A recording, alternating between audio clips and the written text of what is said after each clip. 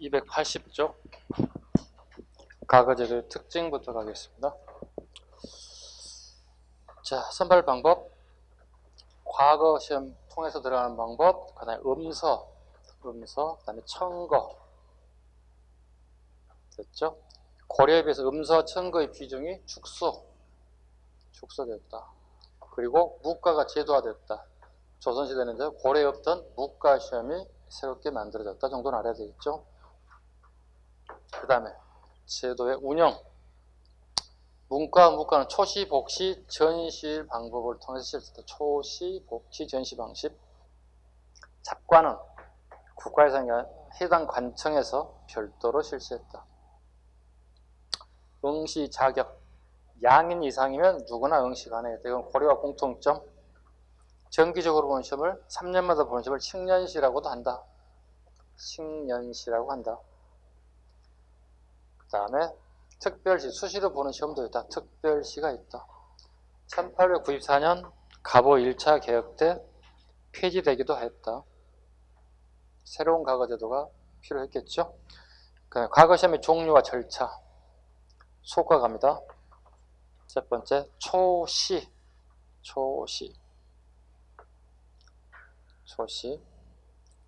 둘째, 한성과 지방에서 실시했고 도별 합격 수가 정해져 있고 각 700명씩 생원과 진사를 선발.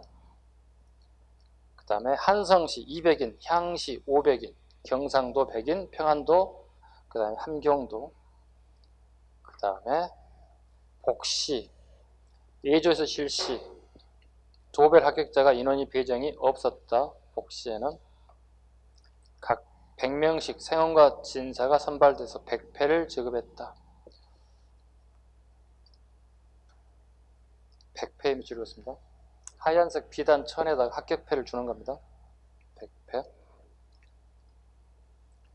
그 다음에 문과 초시 240명, 복시 33명, 전시, 왕 앞에 치른 시험 3차 시험, 전시라고 한다.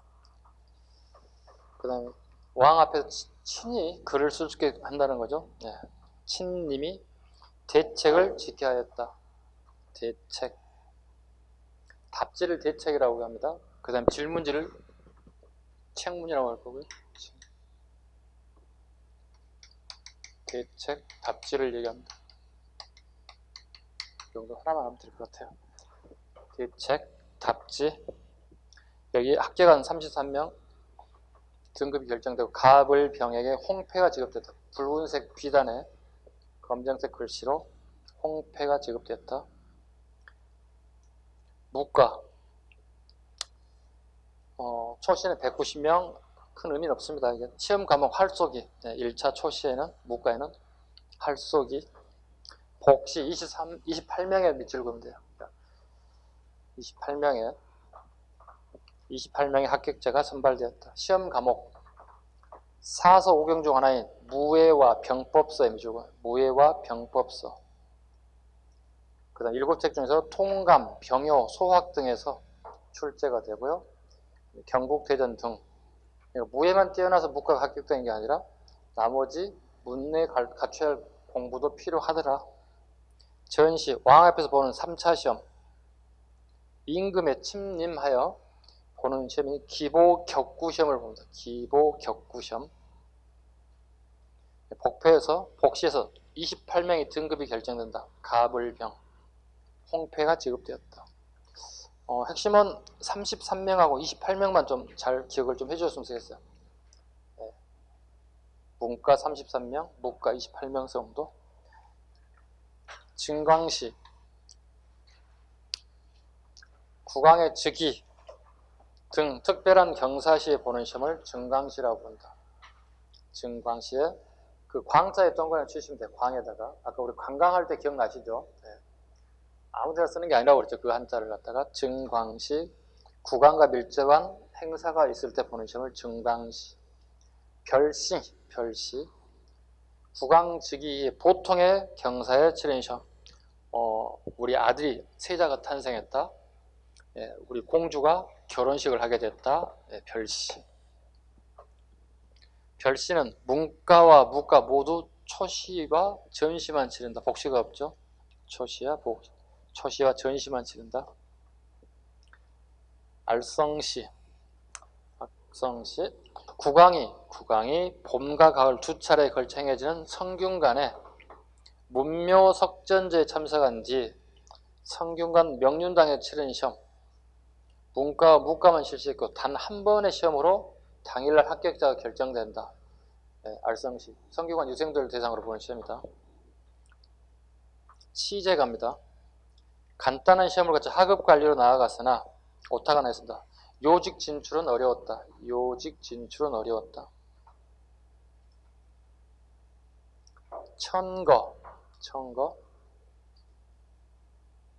천거. 대표적인 게 뭐지 아까? 혈량가. 대표적인 게 혈량가가 있다 정도. 음서제도. 이품 이상의 관리 자재가 시험을 보지 않고 등용되는 시험을 음서 또는 문제도로 한다. 고관으로 승진하기는 어려웠다. 승진하기 위해서 방법이 뭐가 돼서 그러면 다시 과거 시험을 통해서 진출하는 방법밖에 없다. 반대죠. 고려는 음서제도에 승진의 제한이 없어요. 조선은 음서제도에 승진 제한이 있어요. 훨씬 더 고려에 비해서는 조선이 훨씬 더 음서제도로 들어간 친구들이 훨씬 더 제한적이었다는 거죠. 구분하셔야 돼요. 고려와 조선의 음서에 대한 승진 문제가 관련됐을 경우. 단 여기 합격하지 못한 3품의 자제들이 왕에 쉽게 해서 왕의 백으로 들어가는 시험 하나 뭐라고 그러겠죠? 대과 제, 대까지도 있다는 것. 대까지도 있다. 과거제까지 좀 맞췄네요. 별 재미가 없었죠. 그죠? 양만 많고 지루하고 알아요. 저도 하기 싫은 부분이에요. 시험 그렇게 출제되지 않는 부분인데 양이 좀 많아요.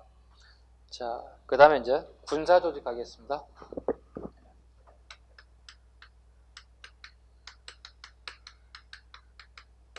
군사조직도 보겠습니다. 자, 첫 번째 중앙군입니다. 이제 아까 했던 것들이 또 반복돼요. 조선 전기에 5.2가 나타나기 시작합니다. 5.2 갑니다. 자, 283쪽에 보시면 283쪽에 5.2가 구성되어 있습니다. 의흥이, 용양이, 호분이, 충자이, 충무이. 이거 다 안 외우셔도 돼요. 일단 5.2가 있다는 것 정도 아셔야 돼요. 아셨죠? 그리고 좀 어려운 시험에 나온다면 이게 나와요. 어려운 지문에 나온다면 이건 서울만 경비하는 게 아니라는 거예요. 이 서울의 중앙에 근무하는 애들은 지방도 같이 겸해서 복무가 된다는 거고 그 지켜야 된다는 부분이에요. 자, 보겠습니다.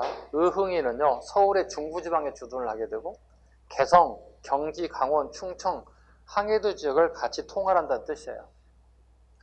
그 다음에 용양이 서울 동부이고 경상도 지역을 통할해요. 같이 관할한다는 뜻이에요. 호분이 서울 서부고요. 평안도 지역. 충자이 서울 남부 지역이고요. 전라도 지역. 충무이 서울 북부이고 함경도 지역을 같이 통할한다. 그러니까 꼭 서울만 지키는 게 아니라 지방도 같이 겸해서 지키게끔 구성되어 있는 게 5.2다. 5.2. 자, 5.2의 기능 갑니다. 궁궐 수비와 수도 방비를 담당하였다. 태조 때 의흥 3군부로 처음 설치됐다. 의흥 3군부. 태종 때 사병을 혁파하여 병권을 집중. 세조 때 5.2 도총부를 설치하여 5.2의 지휘권을 완전히 장악하였다. 좀 디테일한 부분이죠. 네. 그 다음에 인적 구성 및 보수. 5.2의 구성 요소 보겠습니다. 특수군, 갑사, 정병 3개로 구성되어 있습니다. 요건 이제 구성 요소에 자주 나오는 지문이기도 해요. 왕실과 공신, 고관의 자제로 구성된 고급 군인을 특수군. 그 다음에 우리 이수진 장군처럼 문과 시험에서 합격하는 사람들 갑사, 장교 시험 합격한 사람들 요즘 있어요. 장병, 각도에 번상된 농민군사다. 그랬습니다. 그래서 농민입니다. 새끼에서 농민병을 갖다가 정병이라고 합니다. 3개로 구성되어 있다. 그 다음에 조선전기와 조선후기의 군을 구분하기 위해서 박스를 하나 만들어 봤어요. 중앙군은 5위 외우지 않아도 된다고 그랬어요. 그 다음에 특징, 양인개병조와 병력일치. 이거 했던 것들이죠. 양 이상의 신분이 모두 다 군대 가야 되고, 그 다음에 병농일치를 통해서 먹는 부분까지 다 해결되었다. 조선후기 5군형입니다. 5군형. 훈련도감, 총류청, 수호청, 금이형, 어영청. 5군형은 시험에 가장 많이 나오는 부이기도 해요. 또 5군형. 훈련도감은 선조 때 만들어졌고요. 첫 번째 만들어진 우리가 용병대라고 보시면 돼요. 첫 번째 직업군이 만들어진 게 훈련도감이에요. 적어볼까요?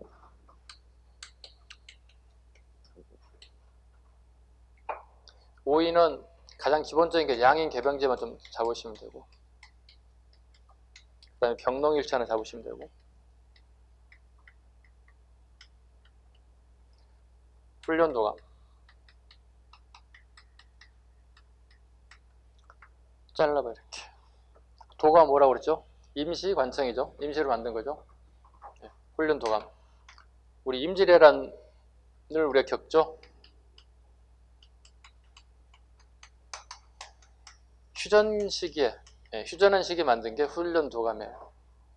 처음으로 만든 직업군인이에요. 직업군인을 만들었다.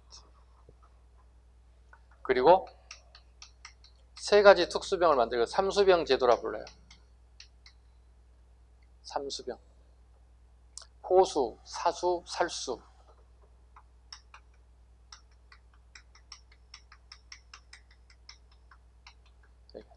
숫자가 3개가 있죠. 삼수. 호수, 사수, 살수. 삼수병 제도를 만들었다. 즉 여기는 결과적으로 호수에는 조총부대가 들어갔다는 뜻이에요.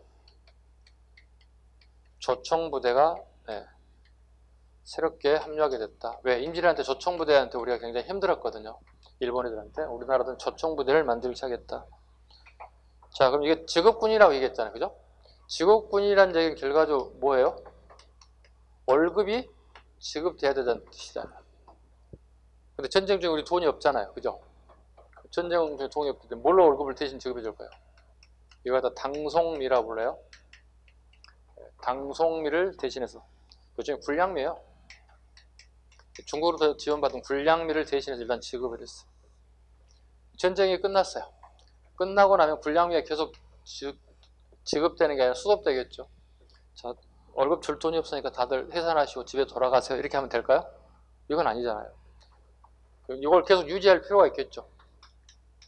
그래서 백성들에게 산수미세를 신설해서 세금을 걷습니다. 지주들에게 토지 한 결당 2.2두의 세금을 징수합니다. 유일하게 소수점으로 걷는 세금 처음 등장했어요. 이걸 2.2두, 삼수미세라고 불러요. 이 훈련도가 나올 게 좀 많죠? 양이 많아졌으니 갑작스럽게. 그 다음에 이건 선조 때 만들었고요. 총융청 민조 때 만들었고요. 수어청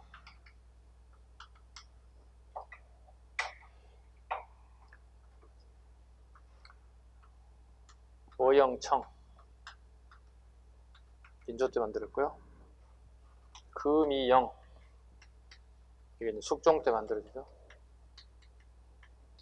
총융청은 이제 북한산성에 만들어지죠. 이괄의 난을 계기로 민조 때 이괄의 난이 발생하시죠. 이괄의 난을 계기로 만든 게 총유청. 안 적어도 돼요. 뒤에 다 나와 있을 거예요. 유인물에 보시면 설명을 들으시면 돼요. 수호청 남한산성 어영청 인조 때 만드는데 그의 아들 효종 때 활성화가 됩니다. 효종 때 활성화가 되고요. 어영청 내에 복수를 설치합니다. 누구에게 복수하기 위해서? 청에게 복수하기 위해서 복수를 설치하죠. 여기에 양송이 등장하죠. 두 책임인사. 양송. 양송, 송을 적어야죠. 송시열, 송중길, 이와 같은 인사가 들어가요. 그 다음에요, 무장 출신의 이한 같은 사람들이 이렇게 참여하게 돼요. 꼭 기억하실 것은 시험에 가장 오류를 많이 보면하는 게 임경업 장군 여기 들어가면 절대 안 된다. 지금 효종이야. 임경업은 인조 때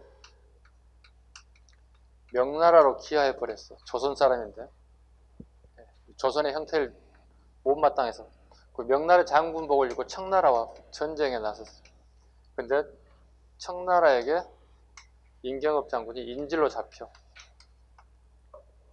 청나라에서 우리 인조에게 압박을 가하지. 어떻게 조선 사람이 명예 장군이 돼서 우리에게 도전할 수 있겠느냐. 있을 수 없다. 굉장히 인조를 겁박을 좀 하죠. 그 인조가 좀 할 얘기 없어졌잖아요. 그래서 어떻게 해요? 보내라. 나에게 보내라. 그래서 인조가 임경을 청으로부터 인수인계를 받아서 임경업을 처결하는데 형태가 장살의 형태로 죽음을 이르게 합니다. 장살을 뭔지 아시죠? 두 다리 두 팔을 의자에 딱 묶어 이렇게. 그런 다음에 두들겨 패 죽이는 걸 우리는 장살이라 불러요. 형벌 중에서도 가장 가혹한 형벌 중에 하나죠. 사람이 죽을 때까지 때린다는 거잖아요. 얼마나 가혹해요, 그죠? 그냥 칼로 쓱 목숨 쫙 끝내는 가장 간편하고 좋잖아요. 근데 죽을 때까지 때린다는 이 형벌을 때려서 형벌을 가지고 죽였어요. 기억 잘 하셔야 돼요. 의영청에 복수를 설치합니다. 청에게 복수하겠다고 해. 병자로한테 치욕을 겪었으니까. 그때 대표인 사람이 양송, 송시열과 송중길, 그 다음에 이한 장군 등이에요. 근데 여기 임경업을 살짝 끼워넣기 하는 경우가 있다고, 출제자들이. 모의고사 그래 끊임없이 나오고, 선생님들 이걸 살짝 집어넣어. 여러분이 수업 시간에 얘기했기 때문에 아는지 볼까 하고 테스트 해볼 겸해서.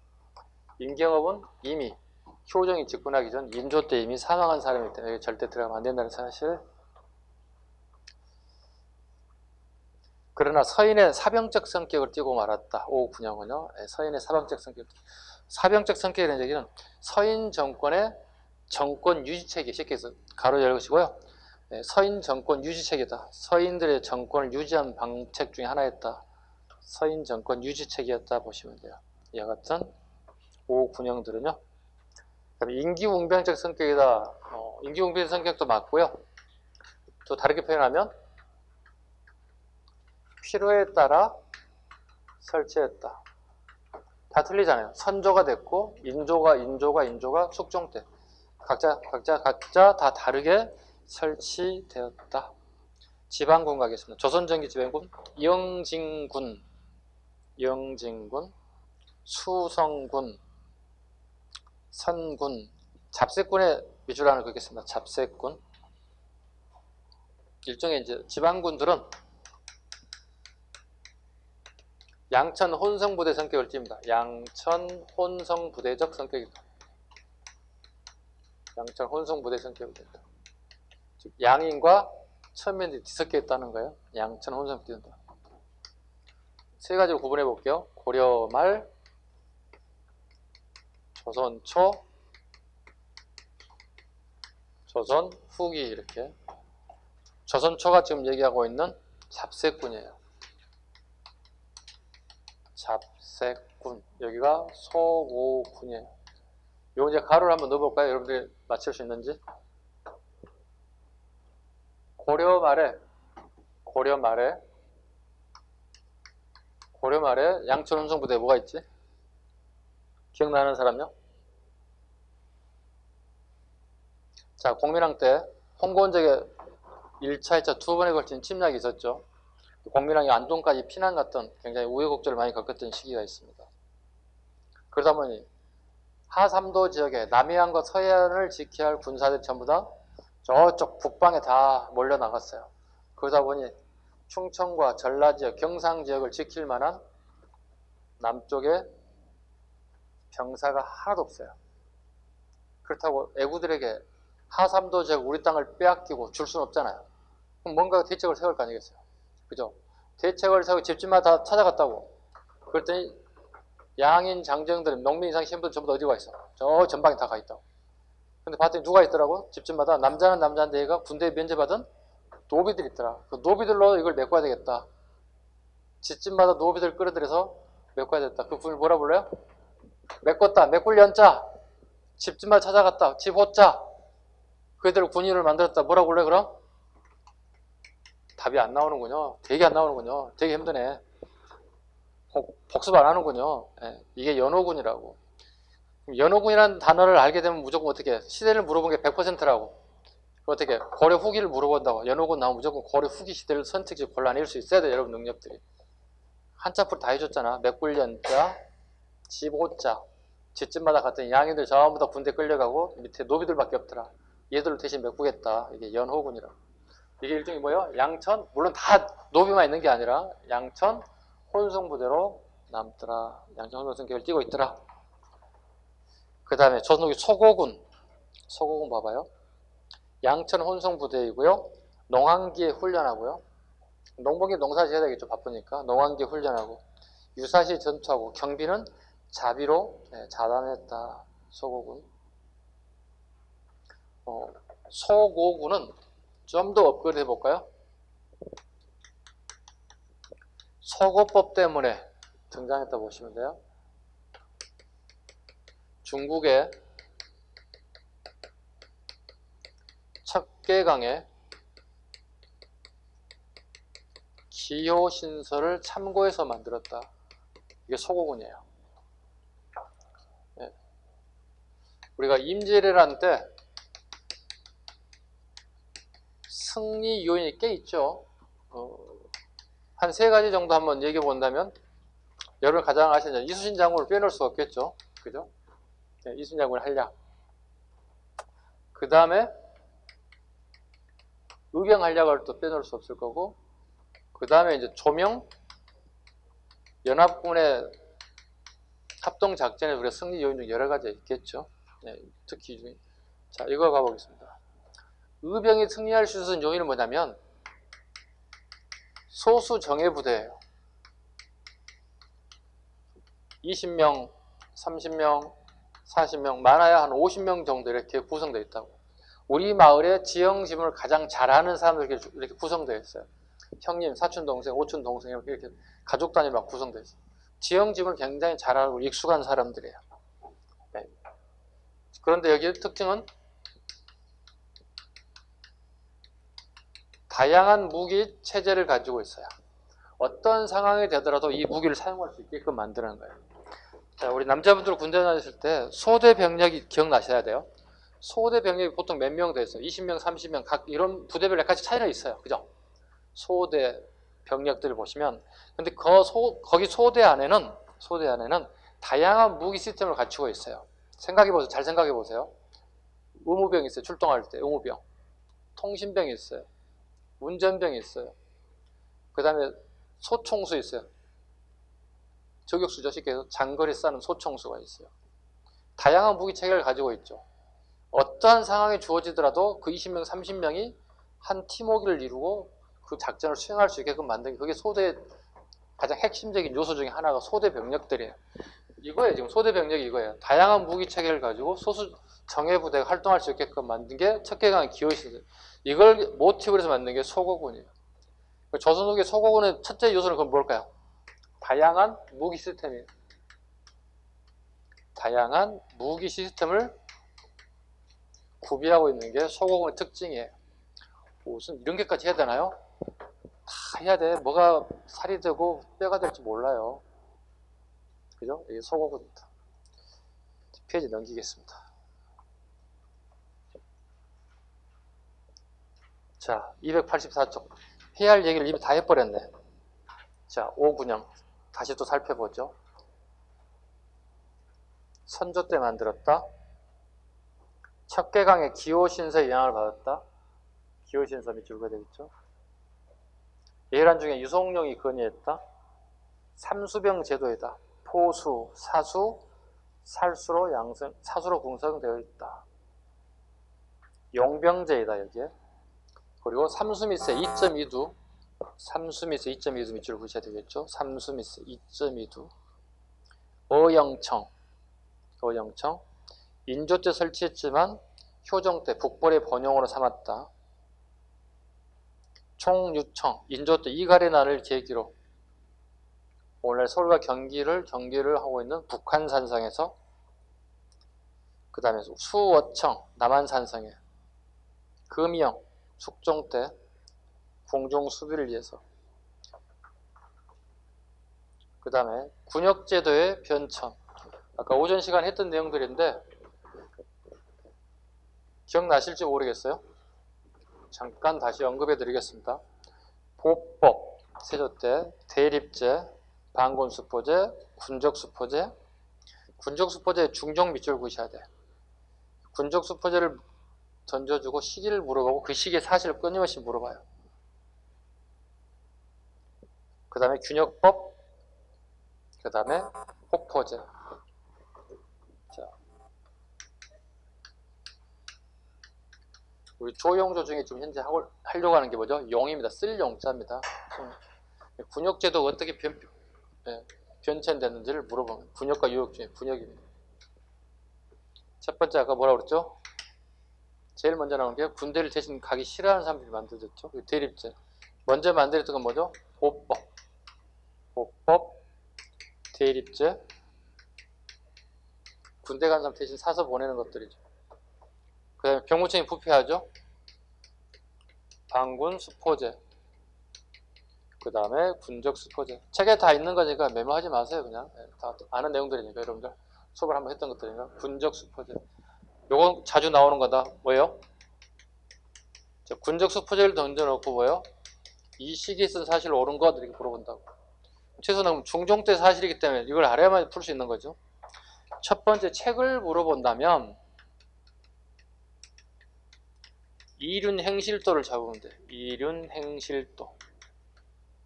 상강행실도가 아니고 이륜행실도. 장유와 교우죠. 어른과 아래 어린아이는 예법이 있어야 한다. 장유 유서할 때. 친구 간에도 어떻게, 교우 간에도 지켜야 할 선이 있다는 것들. 이게 이륜행실도 그림책으로 만들었다. 두 번째 나온다면 조광조겠지. 조광조의 개협책을 여기 선택지에 답을 여러분이 하나씩 골라낼 수 있어야 돼요. 그죠? 조광조하면 떠오르는 단어가 뭐죠? 개혁책이죠. 중종 때 인물이죠. 중종 반정을 통해서 권력을 잡았던 애들이 너무 많은 권력과 너무 많은 재산을 가져가게 됐죠. 76인을 이훈을 삭제하게 돼요. 이훈 삭제 사건이 있어요. 중종 반정에 이훈을 너무 강하게 받았어요. 76명이 삭제시켜야 되겠다. 이훈 삭제 사건. 아까 잠깐 언급했던 관리를 뽑을 때 꼭 시험 볼 게 아니라 얼마만큼 공부를 많이 했는지 테스트에서 관직에 임명하도 괜찮지 않겠는가? 현량가. 향약을 보급해야 되지 않겠는가? 향약 보급. 조광조 처음 가져온 게 무슨 향약을 했지 아까? 김씨씨, 박씨도 아니고 여씨. 그 다음 어린아이들에게 공부를 좀 많이 시켜야 하지 않겠는가? 소학. 어린아이들 일과 책들 소학. 이게 중종시기의 조광조가 많이 실시했던 대표적인 정책들이죠. 이런 것들이요. 물론 다른 것도 있어요. 네.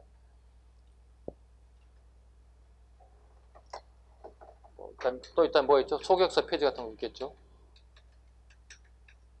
도교형사를 폐지해다 뭐 이런 것들이 다 포함되겠습니다. 그 다음에 균역법. 균역법 보겠습니다. 용조 때. 이거 아까 해결하고 주장한 사람이 하나 있죠. 우리 NGO 단체 하나 있었죠. 그 사이 유형어만 살짝 지우면 되겠죠. 자, 우리 군대 갔을 때 가장 대표적인 제도가 뭐였습니까? 양인 개병제. 그 다음에 땅도 있었으면 좋겠다. 병농 일치. 유형이 주장하잖아요. 이거 뭐야? 양역 변통론. 처음으로 되돌아가면 된다. 뭐야? 양인, 개병제와 병농, 일치 같은 걸 다시 데려간다면 군에 대한 문제가 좀 없어질 것이다. 그래, 균형법 보겠습니다. 이용적 때 만들어진 거다. 이건 시험에 굉장히 잘 나올 수밖에 없죠. 별표 5개짜리죠. 자, 이용조가 계속 얘기할 겁니다. 앞으로도. 세자가 되기 전에 세자 신분은 연인군이에요. 연인군 시기에 궁궐 밖에서 살아야 돼요. 이복형이 있던 교홍종이 왕이 올랐기 때문에 궁궐에 살 수가 없어요. 연인군 시기에 나는 왕에 대한 관심이 없습니다. 그걸 보여줘야 돼. 이용조가 어떻게 해요? 궁궐을 출입한다든가 유명 인사를 만난다든가 이런 부분 좀 꺼려할 수밖에 없어요. 왜? 혹시 흑심이 있는 거 아니야? 이렇게 오해살 수 있다는 거야. 이 사람이 주로 할 수 있는 게 흥선대원군처럼은 아니지만 흥선대원군 비슷하게 행동들 해요. 주로 어디로 갈까요? 술집도 가고요. 술도 마셔야 되고요. 관심 없다. 세상 일이에요. 그 다음에 여자도 만나야 되고요. 네. 그죠? 그 다음에 이런 동네에서 좀 노는 알패들도 좀 같이 어울리기도 하고요. 뭐 이렇게 약간 나는 정치에 관심이 없다는 것처럼 보여줄 필요가 있다. 흥선대원군처럼 약간 트릭을 좀 써야 할 필요도 있다. 그러면서 영인군이 백성들의 삶을 봤다는 거죠. 백성의 삶을 보니 하루 종일 집에서 뭔가를 하고 있어요. 봤더니 포를 만들고 있어요. 이렇게 돌려가지고 옷감을 갖다가 1년에 2필씩을 갖다가 이거 일명 포로 낸다 해서 그것도 군포라 불러요. 쉽게 해서 국방비를 갖다가 군포로 2필씩을 내고 있는 거야. 도대체 얼마쯤 걸리겠습니까? 물어봤더니 5에서 6개월 정도 걸려. 이거 제작하는데. 그럼 1년은 360을 달로 치면 12달이에요. 반 이상을 농민이 농사 짓는데 시간을 투여하는 게 아니라 옷감을 만드는 데 투여된다는 것은 굉장히 시간 낭비이고 그 다음에 이건 농민들에게 해야 할 일이 아니라고 생각한 거야. 그래서 본인이 왕이 되고 난 다음에 제일 먼저 어떻게 된 거야? 2필에서 1필로 균일하게 모든 백성들이 바쳤어. 이걸 또 뭐라 불러요? 균역법이라고 그러고. 근데 2필, 3필로 감했기 때문에 다른 말로 또 뭐라 그럴까? 포를 감해줬기 때문에 간포론이라고 불러. 그럼 간포론을 했다면 결과적으로 부족 부분이 발생하잖아요. 그러면 대안책이 하나 있어야 할 거 아니야. 그 대안이 또 물어본다고. 하나, 둘, 세 가지 대안을 또 물어본다고. 대안책. 그래서 그 교재에 지금 다 적어놨잖아요. 첫 번째 뭐예요? 결작. 그 다음에요, 선무, 군간포. 그 다음에요, 잡세. 잡세는 처음 걷는 게 아니에요. 고려에도 잡세를 거뒀고 조선에도 잡세를 거뒀어요. 어세, 염세, 선박세예요. 고기를 잡는 어장을 가지고 있는 사람, 염전을 가지고 있는 사람, 그 다음에 선박을 가지고 있는 사람들이에요. 이 잡세는 원래 호조가 가져갔던 것들이에요. 호조의 예금 조세 수입원 중에 하나가 잡세였어요. 근데 이걸 갖다가 국방비로 돌린 거야. 쉽게 해서 이걸 쉽게 해서 국방비로 돌렸다 보시면 돼요. 국방비로 이걸 돌렸다 보시면 돼요. 부족하기 때문에, 국방비 부족하기 때문에 이걸 잡세라 보시면 돼요. 결작, 선무궁한포, 잡세 방식으로 비용을 충당하게끔 만들었다. 그 다음에 흥선대원군, 마지막인가요? 포포제.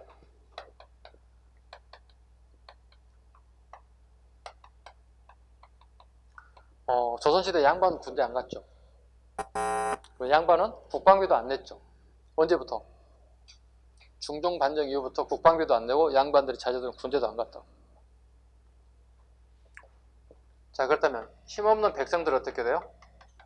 국방비 아주 꼬박꼬박 다 내고 있다고요. 꼬박꼬박 다 내고 있다고. 10원짜리나 떼먹을 수 없고 다 내고 있다고. 그럼 백성들이 어떻게 해요? 불만이 쌓일 수밖에 없겠죠. 네, 불만이 증폭되고. 이걸 해소시켜야 할 필요가 있다는 거야. 자, 물어봤죠, 양반들에게. 왜 국방비 안 내십니까? 이렇게. 국방비를 내지 않는 이유가 뭡니까? 그러죠. 우린 양반인데 이렇게 얘기했다는 거죠. 지체내분 양반인데 이렇게 얘기했다는 거예요. 그래요? 그러면 법을 바꿔야 되겠네요. 어떻게 해요? 집집마다 세금을, 왜? 양반도 집이 있고 일반 농민들도 집 있을 거 아니에요. 집집마다 세금을 내면 되겠네. 보통 가가호라고 그러죠. 가가호에게 국방비를 내게끔 만들었다. 그래서 호자가 들어가는 거예요. 그리고 포가 들어가서 군포를 냈다는 뜻이에요. 국방비용으로 포를 냈다. 그래서 호포제라는 뜻, 집집마다 냈다. 근데 양반들이 좀 그동안에 몇백 년 동안 국방비를 내지 않고 살다 보니 어떻게 돼요? 갑자기 흥선대원군에 밀려가지고 집불 아무것도 아닌 게 갑자기 대원군이 되자마자 강경제를 펼치니까 좀 당황스럽잖아요. 안 내자니 흥선대원군의 눈에 벗어날 것 같고.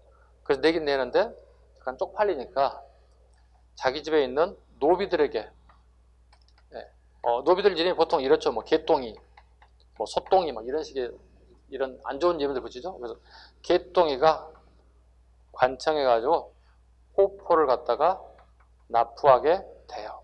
대신에 여기 김대감댁인데 우리말에요. 김대감댁 소속의 노빈 제가 개똥이에 세금을 냈습니다. 이렇게 징수하고 오는 거예요. 약간 창피하니까 이런 방식으로 징수하게 됐다. 이게 호포제라고 합니다. 호포제. 지점마다 내게 되었다. 이제 양반도 세금을 내게 됐고 그 다음에 일반 백성들도 같이 세금을 냈다. 그래서 같은 말로 가지를 동자를 써서 호포제 또는 동포제란 용어도 쓰인다. 다 됐죠? 그 다음에 방위체제의 변환 보겠습니다. 진관체제, 세조 때, 재정방략체계, 명종 때, 을묘연을 계기로 그 다음에 소고군체제, 진관체제 복구. 자, 이제 방위체제를 한번 보겠습니다.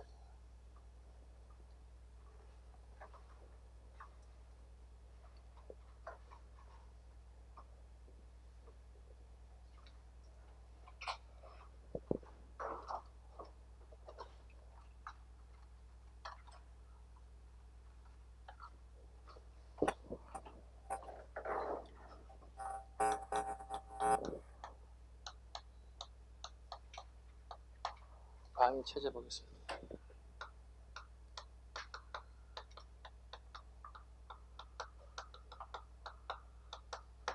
고려 말에서 조선 초까지 방위체제를 보겠습니다.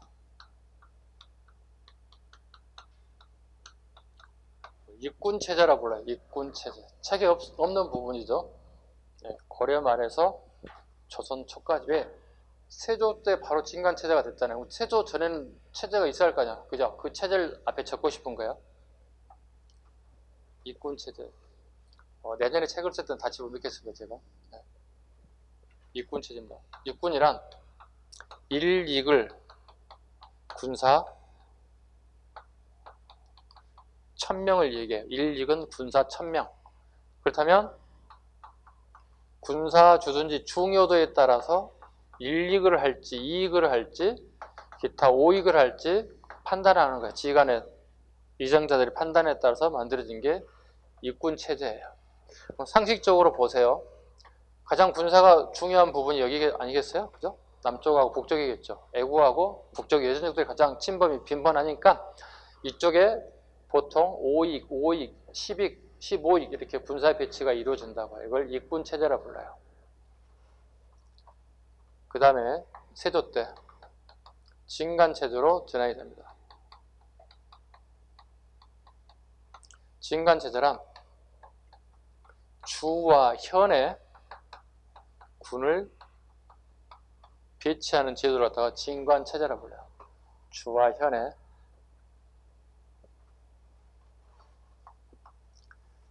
자, 또 다르게 표현하면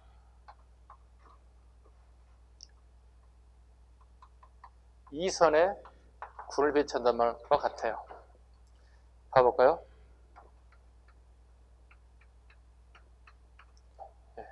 제가 빨간색으로 이렇게 표시한 부분은 일선이라고 보시면 돼요. 일선에 배치하는 거예요. 그 다음에 노란색으로 표시한 부분들은 이선이에요. 자, 이게 재정방략체가 되는데요.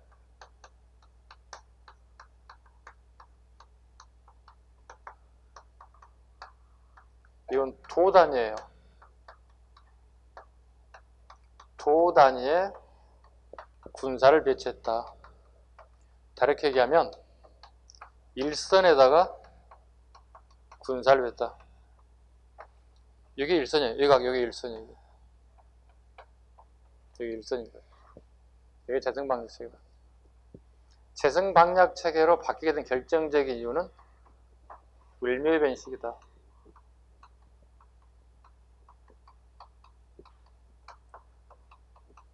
명종 때 전라도 서해안이 뚫렸어. 구체적으로 하면 전라도 해남과 장흥 지역, 요즘은 군이라고 쓰죠. 장흥군 지역이 애국에게 뚫렸어요. 이게 재생방역 체계로 바뀌는 전환이 됐다. 자, 봐봐요. 여기가 해남 바닷가예요. 땅끝 마을이니까. 자, 애구들이 이렇게 왔어요. 근데 바닷가에 왔는데 아무도 지키는 사람이 없어. 왜요?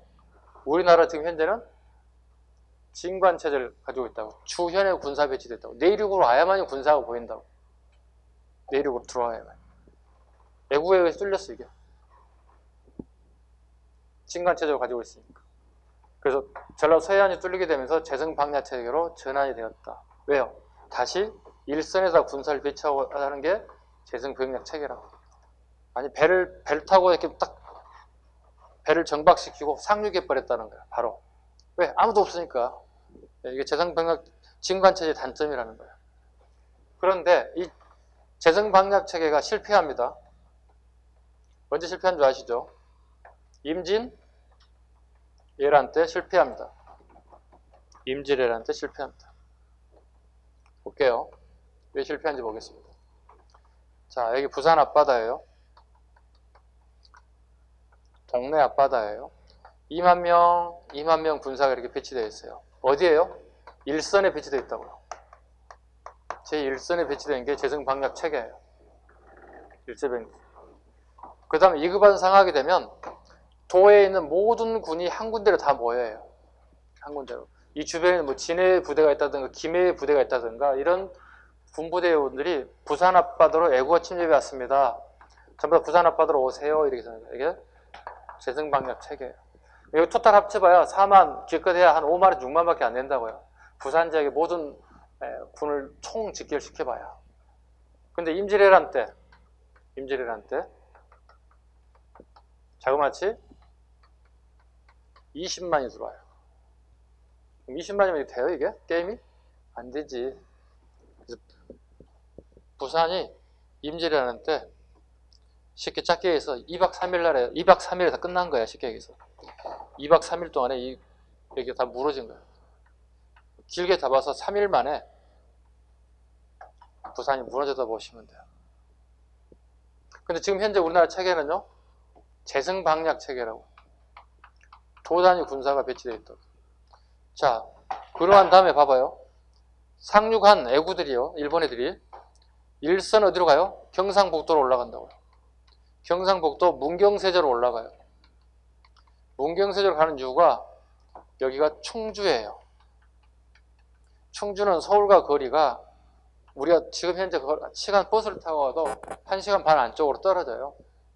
그럼 그 당시에 걸어가면요, 최소한 이틀이면 걸어갈 수 있다는 얘기예요.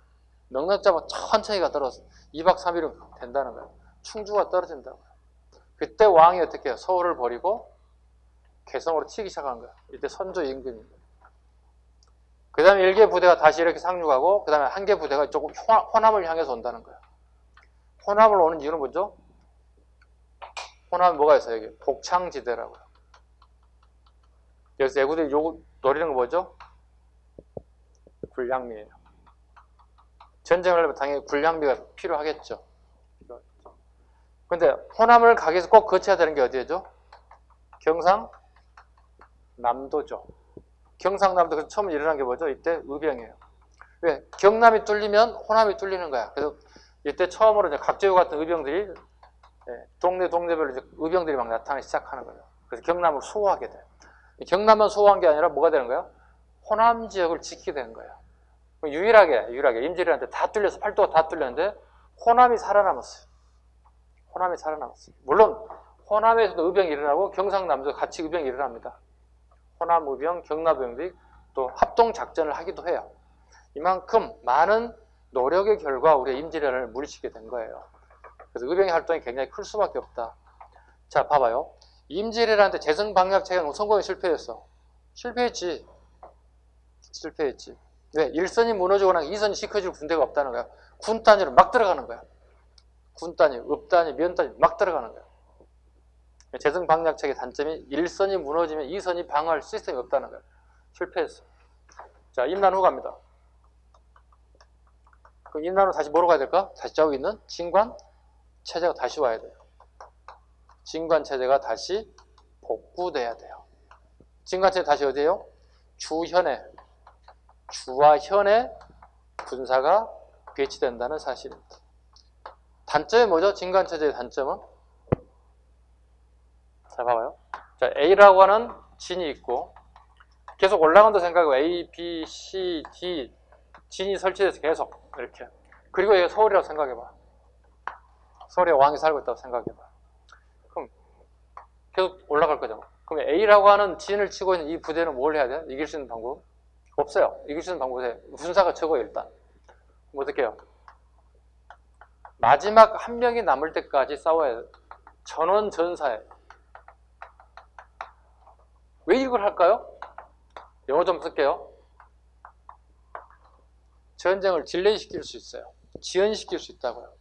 그러면 어떻게 서울에서는 시간을 벌 수 있다고요. 일주일 버텼네? A 지인에서? A 지인이 뚫리면 어디로 가죠, 얘들은? B로 올라가겠죠. 또 일주일 또 버티는 거야. 일주일 버티고 일주일 버티는 거야. 한 달 정도를 버티게 되면 어떻게 중앙에서 대안을 마련할 수 있다고. 군을 모집하고 의병을 모집하고 군량미를 모집하고 총 모든 군사를 직결시키는 체제를 만드는 거예요. 이걸 벌기 위한 방법이에요. 단점은요. A와 B와 C의 D의 진을 치고 있는 진관 체제는 전멸이라고 해야 돼요. 전멸 체제야. 장교는 이걸 알아. 진관 체제의 단점은 우리 모두 죽는다는 것. 일주일이 모두 죽는다. 대신에 우리가 시간을 지연시키는 작전에 우리가 하나의 희생자다는 것. 대신에 사병들에게 이걸 알려주지 않겠죠. 열심히 싸우면 승리할 수 있다는 건 희망을 막 주겠죠. 그러나 희망은 희망이고요. 그냥 다 죽어요. 이게 진관 체제의 장단점들이 있어요. 아시겠죠? 네. 그럼 현재 우리 21세기 뭘 쓸까요? 진관을 쓸까요? 재승방략을 쓸까요? 재승방략이라고? 진짜로? 두 가지 다 써요. 생각해봐. 전방 부대 있죠. 그 다음에 각 연안에 해군 부대 있죠. 그 다음에 내륙에 부대 또 있어요. 우리 남자분들 예비훈련 받으러 가잖아요. 전방 갑니까? 가까운 데 갑니까? 가까운 시단위, 군단위에 가면은 예비훈련 부대들이 다 있잖아요. 또 그 옆에 가면 무슨 부대 막 연결돼 있잖아요. 두 가지를 다 써요. 재정방략 체계와 그 다음에 진관체제를 다 써요. 다시 한번 가봐요. 헷갈리지 말아요. 재정방략 체계는 일선에 배치해요? 이선에 배치해요? 일선, 최전방에 배치한다고. 해안가와 좌우 전방에 철선에 근무한다. 철책선에. 진관체제는 1선이에요? 2선이에요? 2선이라고. 2선에 배치한다고. 임진왜란 실패하는 원인이 뭐라고요? 재정방략 체계가 실패했어. 왜? 재정방략 체계 1선이 무너지면 2선이 없다고. 그러니까 우리 한반도 어떻게 해요? 완전 전쟁터가 될 수밖에 없죠.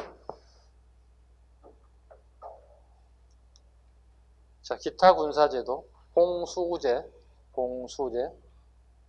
우리 봉수를 통해서 위급한 상황을 알렸죠. 5개, 4개, 3개, 2개, 하나 이런 봉수를 통해서 파발제, 임진왜란 때 여곤제가 무너지자 선조 때 공조가 가난했다. 선조 때 마련하고 파발제. 파발제를 만들게 된 것은 그 명나라 애들이 우리나라에 조명연합군 참전할 때 봉수벌보다는 이게 훨씬 더 효율적이었다고 판단했어요. 그래서 우리가 이걸 더 이렇게 이용했다. 우리도 그 제도를 살렸다 보시면 돼요. 왜냐하면 전쟁 날 때 일본이 제일 먼저 점령하는 게 봉수대를 먼저 점령하는 게 첫 번째 임무 중에 하나였어요. 특수부대를 만들어요. 봉수를 점령하는 것. 왜? 서울로 연락을 할 수 없게끔 차단하는 것들이에요. 꾸준하게 봉수불이 계속 2개만 피어졌는 거야. 계속 안전하다는 거 봐. 3개 침범하고 있다. 4개 적병과 전투 중이다. 5개는 무너진 거거든. 그럼 이걸 신호를 줘야 된다는 얘기야. 부산에서부터 서울까지 올라가기 중간중간 산 봉우리에서 계속 그 연기를 보고 있을 거 아니야. 3개, 4개 올라오면 어떻게 바로바로 휘어지면 되는 거잖아요. 그래서 부산에서부터 그냥 차단시켜버려. 한참 뒤에나 전쟁 이런 사실을 알게 돼. 이미 늦어진다는 얘기죠. 이건 안 되겠다. 그래서 사람을 통해서 말을 타고 갈 수 있는 방법이 좋겠다. 이제 파발제로 임질의 만들어졌다 보시면 돼요. 여권제, 공문서를 전달하고 30리마다 설치했다. 병조에서 관할하기도 하였다. 예, 여기까지 잠시 쉬겠습니다.